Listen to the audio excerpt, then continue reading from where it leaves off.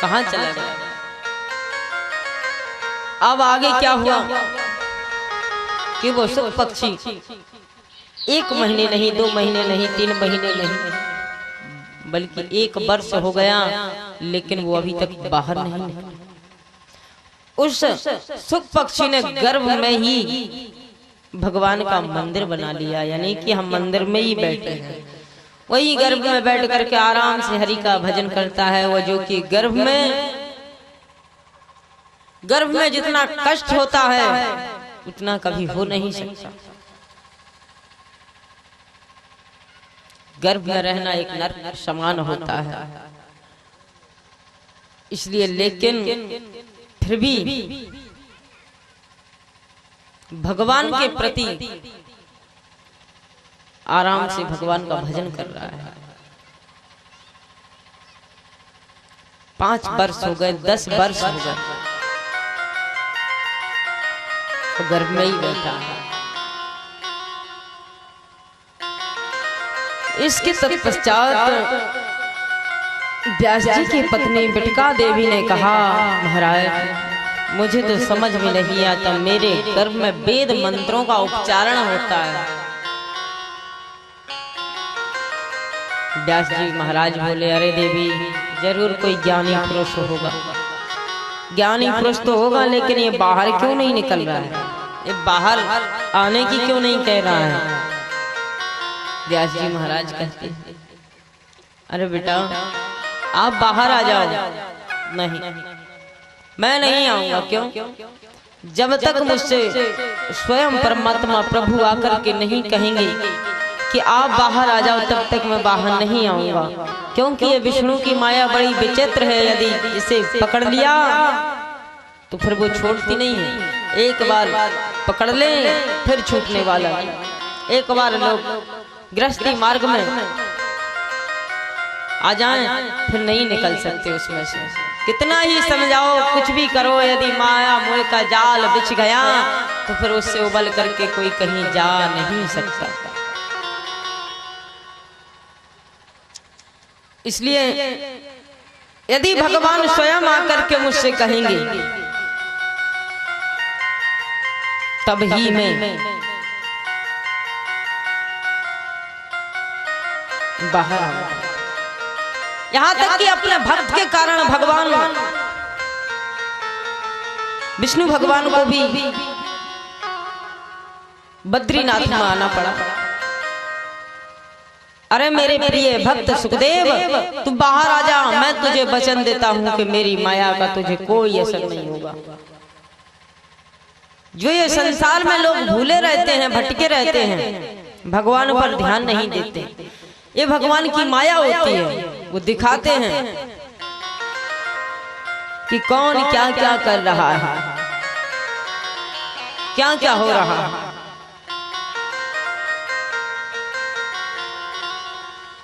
इसलिए ये माया रूपी संसार है। जब परमात्मा ने आकर के स्वयं सुखदेव से कहा तो आज सुखदेव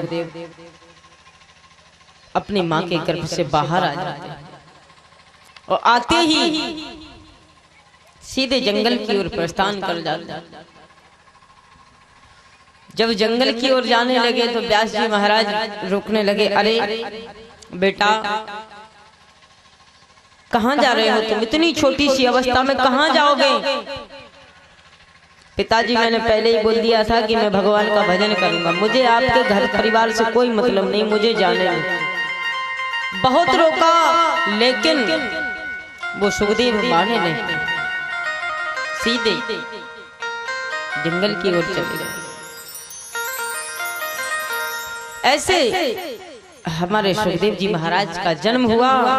ऐसे श्री सुखदेव जी महाराज को वंदन करते हैं, अभिनंदन करते हैं। आज सूत जी महाराज प्रणाम करते हैं सुखदेव जी महाराज को और इसके तत्पश्चात अब 6 प्रश्नों के उत्तर देते हैं। महाराज आपने कहा था कि मनुष्य के लिए परम धर्म क्या है, तो क्या करना चाहिए मनुष्य को?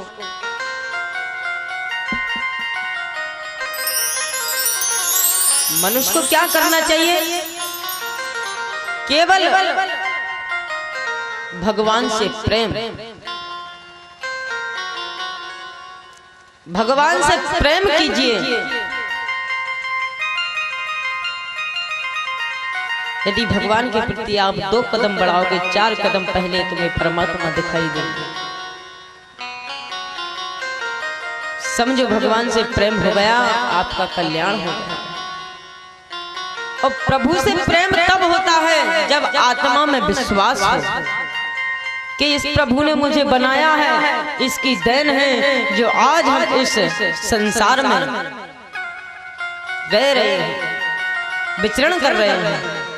आत्मा में विश्वास हो तभी प्रभु से प्रेम हो सकता है, और यदि विश्वास नहीं है तो प्रेम नहीं हो सकता। मानो तो मंदिर में भगवान है, नहीं मानो तो एक पत्थर की मूर्त पड़ी हुई। इसलिए प्रेम जब होगा तब विश्वास होगा। आप लोग जैसे कि यहाँ भागवत कथा श्रवण करने के लिए आते हो, यदि आप लोगों को विश्वास होगा कि यह हरि की कथा है, इससे मेरा उद्धार होगा, कल्याण होगा, तभी आपको इस भागवत कथा से प्रेम होगा, वरना तो चल ही रही है।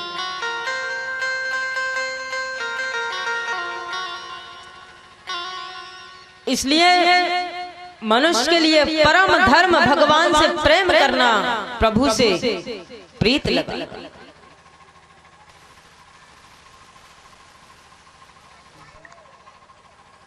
और जब तक भगवान से प्रेम नहीं करोगे तब तक भगवान मिल ही नहीं सकते। और दूसरा प्रश्न ये था कि सबसे श्रेष्ठ देवता कौन? किसको मानूं, राम जी को या हनुमान जी को, कृष्ण भगवान को या माता रानी को या शंकर भगवान को, या फिर नए नए देवी देवता भी साल में प्रकट होते रहते हैं, उनको किसको मानूं? सबसे श्रेष्ठ कौन है? सूजी महाराज कहते हैं किसी की निंदा मत करो, सबको बराबर मानो, सब एक है, सभी एक समान है, लेकिन बस प्रेम एक से ही करो, निर्धारित होकर के प्रेम एक से करो, यानी कि भक्ति एक की करो, सबकी नहीं। अब ऐसा क्यों? यदि आप कहोगे कि यदि मैं सबके मंदिर पर जाऊं तो क्या बुराई है? बिल्कुल बुराई नहीं है, लेकिन फिर आप हिस्सा में ही डले रहोगे। राम जी सोचेंगे हनुमान जी ने आशीर्वाद दे दिया होगा, हनुमान जी सोचेंगे शंकर भगवान ने दे दिया होगा, शंकर भगवान सोचेंगे माता रानी ने दे दिया होगा। मतलब कि यदि आप एक से लगन लगा लोगे, राम जी से लगन लगाओगे, हे प्रभु बस आपको ही संभालना है मेरी नैया, आप ही मुझे पार लगाओ, आपके सिवा और मेरा कोई नहीं है, बस जाते रहो जाते रहो जाते रहो, एक दिन अवश्य सुनेंगे। लेकिन ऐसा नहीं कि 6 महीने तक राम जी के यहाँ गए और जब बात नहीं सुनी, अरे बेकार है। हाँ, 4 बजे रात्रि के जाते थे स्नान ध्यान करके जल चढ़ाने के लिए, हाँ अगरबत्ती लगाई, सब कुछ किया, लेकिन भगवान ने सुनी नहीं। 6 महीने बिल्कुल बराबर गए, लेकिन उन्होंने मेरी नहीं सुनी। राम जी को तो छोड़ा, हनुमान जी के मंदिर पर जाने लगे। 2-4 महीना उनकी सेवा करके देखी, जब उन्हें कछु न दिया तो माता रानी के मंदिर पर जाना शुरू कर दिया। एक के निर्भर होकर के रहो, वो देंगे, जब देने की बारी आती है तब तक तो भक्त भाग ही लेते हैं, उधर से देंगे और देते हैं।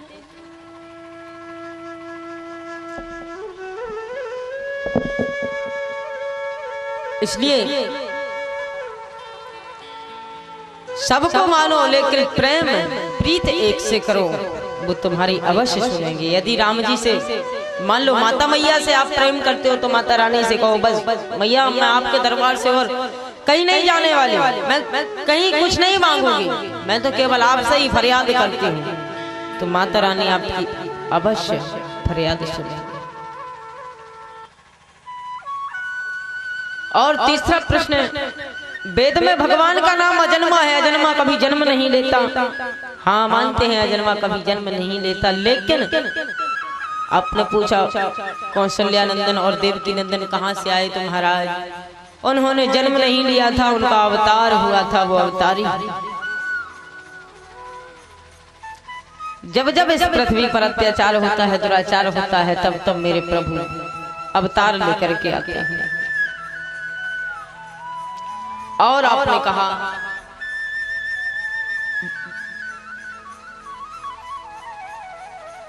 भगवान के कितने अवतार हैं? कोई कहता 10 अवतार, कोई कहता 20 अवतार, कोई कहता 1000 अवतार। ऐसा कुछ नहीं, भगवान के 24 अवतार और उन 24 अवतारों में से 2 अवतार राम और कृष्ण।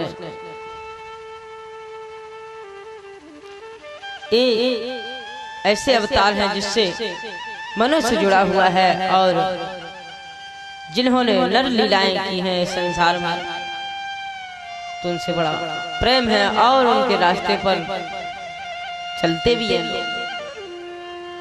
राम कृष्ण दो एक हैं, एक समान हैं, अलग नहीं है, एक ही है।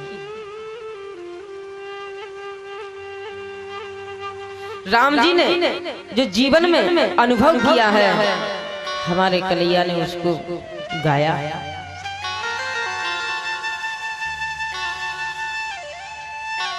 और ऐसी कोई बात नहीं है। और छठवीं बात यह है,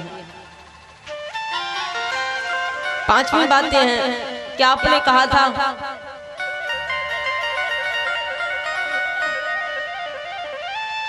कि मैं ज्ञान की प्राप्ति कहां से करूं? मुझे कौन बताएगा इन वेदों के बारे में, कौन समझाएगा? कृपया करके मुझे बताइए भगवान क्यों आए हैं पृथ्वी पर, क्यों नाना प्रकार की लीलाएं की हैं, क्यों ऐसे अवतार लिए हैं? ये सब कथाएं मेरे पास कहां से आएंगी? कौन इन ग्रंथों को लिखेगा, इनकी रचना करेगा?